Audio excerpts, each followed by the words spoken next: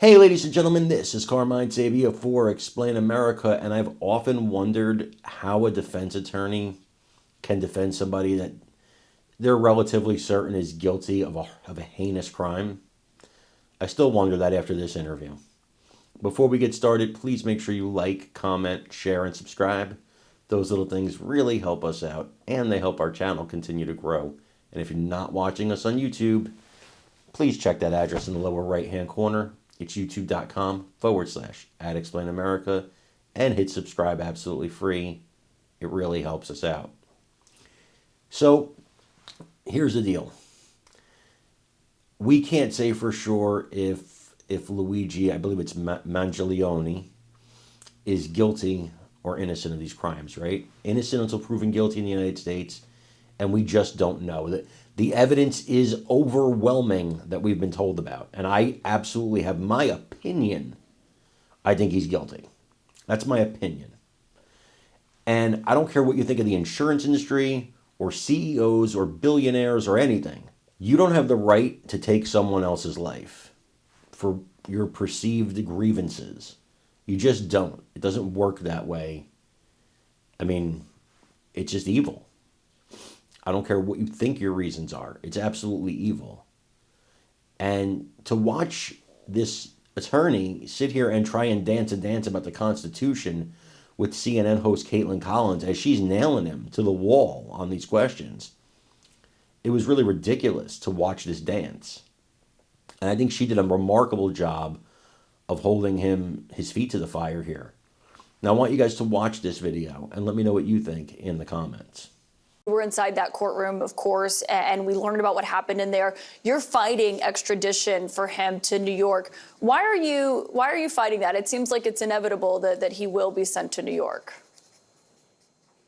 Well, that may be, but again, the Constitution, and I know I keep bringing up that word today, lest we forget about that. But the Constitution gives you certain rights.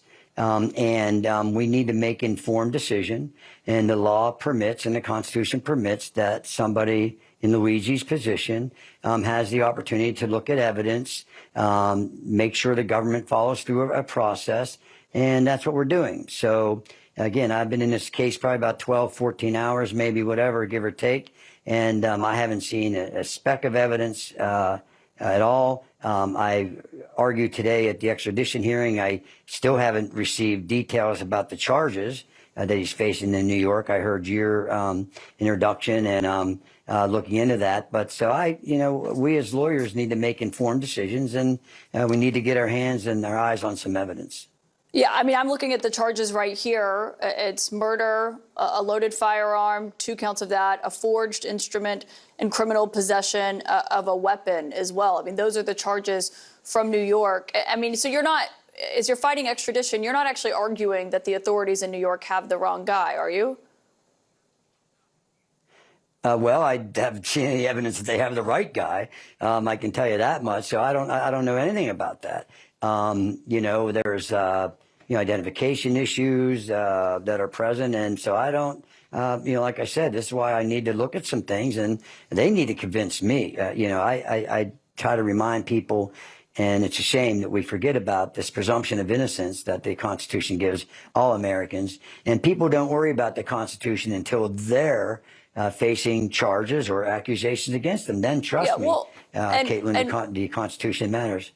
And of course it does. And yes, I know you highlighted earlier and emphasized innocent until proven guilty. I understand that. But I read the police report from when he was arrested. He initially gave them a false name. And then when they asked to confirm his identity, he said that he shouldn't have lied to them about it. I mean, that would seem to be that they do have the right person, given that he had a gun on him. He had a fake New Jersey ID that he used to check into a hostel. I mean, is none of that enough for you personally to know that they do have the right guy?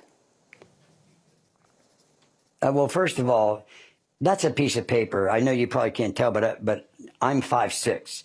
I could write on that I'm 6'5", and all this other kind of stuff. So that's written on paper. What's nice about the law is we'll have a hearing.